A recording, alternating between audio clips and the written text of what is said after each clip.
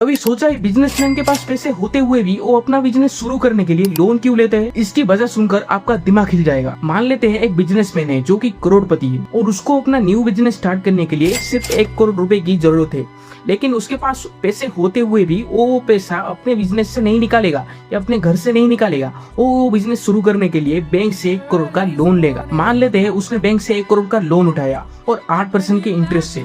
इसका मतलब ये है कि 10 साल के लिए वो हर साल 1 करोड़ का 8% चुकाता जाएगा और इसके साथ साथ में ही वो खुद का जो 1 करोड़ होता है उसको वो एफडी में जमा कर देता है और उस पे भी उसको 8% का रिटर्न मिलेगा बैंक से। और अगर वो 10 साल तक वो एफडी को रख दे तो कुछ ऐसा होगा, जो उसने लोन लिया था वो हर साल उसका इंटरेस्ट बढ़ता है, जिसके साथ है कि जो अमाउंट है लोन का वो घटता जाएगा, लेकिन जो एफडी में पैसा डाला था तो पावर ऑफ कंपाउंडिंग वो पैसा हमेशा ग्रो करता रहेगा। और 10 साल के बाद जो उसने बैंक लिया था लोन से वो पूरा खत्म हो चुका है। 1 करोड़ 45 लाख देके वो बैंक को क्लोज करता है। उससे उसको 10 साल के बाद 2 करोड़ 20 लाख का रिटर्न मिला। लोन के जो अमाउंट है उसको अगर एफडी के रिटर्न से काट दे तो भी 75 लाख का प्रॉफिट होता है बिजनेसमैन को, वो भी पैसे को हाथ नहीं लगा। अभी आप लोग बोलोगे इन्फ्लेशन आ जाएगा, 10 साल के बाद उसका वैल्यू कम हो जाएगा, लेकिन कुछ ना कुछ तो प्रॉफिट मिलेगा। Something is better than nothing. और जो उसने 1 करोड़ बिजनेस में लगाया था लोन लेके, वो बिजनेस में भी तो उसको प्रॉफिट हो रहा होगा, यानी कि उसने अपना एक भी बिना पैसा लगाए प्रॉफिटेबल बिजनेस खड़ा कर दिया।